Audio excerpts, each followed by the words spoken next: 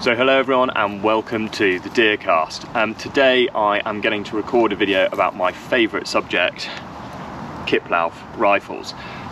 As you'll all know, I'm very fond of Kipplauf rifles. I just think they're really fun to shoot. They're really lightweight, portable. The fact that they're a single shot really kind of focuses the mind.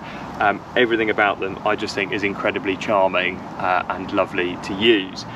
However, we do seem to be persuading a few more of you to go out and get one or use one, and we thought we probably ought to point out that there are a few kind of essential do's and don'ts when it comes to shooting with a Kipplauf. I think because of their sort of slightly unique nature, they do take a little bit more handling, and really probably what I would say is they really highlight where your shooting flaws might already be. So it's not necessarily the rifle itself, it's just the fact that they will highlight some of those flaws that you have. So the first one I find is if you grip the rifle too hard or too loose, you will get real inconsistency with it. That's not sort of saying you have to hold it really tight into the shoulder or really far away. It's just about sort of holding it, but not so loosely that it flops around, but not so tight that you're really pulling it back into the shoulder. It just wants to be held firmly, but not too firmly. And I know that sounds slightly vague, but with a little bit of practice, you'll figure out where that sort of sweet spot lies.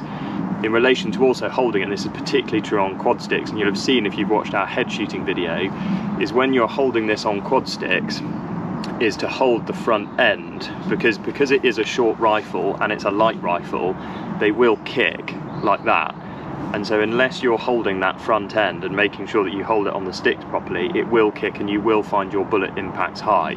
So what I do when I've got this on the sticks is I have my hand sort of almost like a V shape underneath the front end, and I'll clamp down on this side with my hand to make sure that I'm really holding it onto the sticks. And again, that's not holding it so tight that it won't move, it's just holding it to make sure that it's repeatable and consistent each and every time.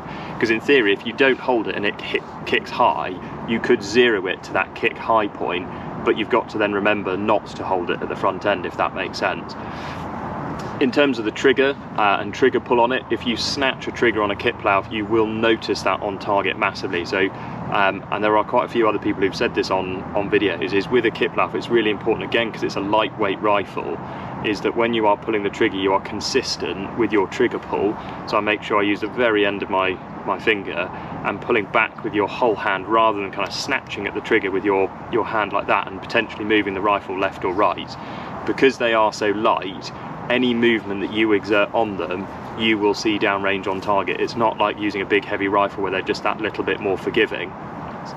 The other one is making sure you do have a backup shot, and it's normally the one thing people criticise Kipplaufs for, but it is a fair point, is to make sure that you have a spare round available somewhere. So I do that in two ways. Firstly, I have a bullet wallet that I have in a pocket, really easy, and I have the wallet sort of basically held open like that in my pocket.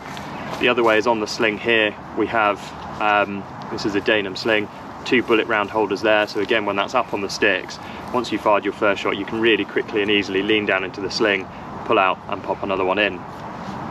The final thing I would say about shooting with Kipplauf is it does require a bit of practice. They're not the kind of thing that you can just pick up, shoot, and then not shoot for another 12 months and just expect to be absolutely fine with it. It does take a little bit of practice.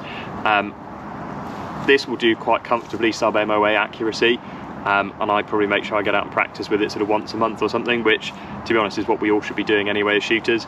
But there you go, really quick, simple video on how to shoot a Kipplauf. If any of you are thinking of getting one, go out and get one, because they are an absolute joy to use. So thank you very much for watching. Please remember to like, comment and subscribe, and we'll see you on the next one.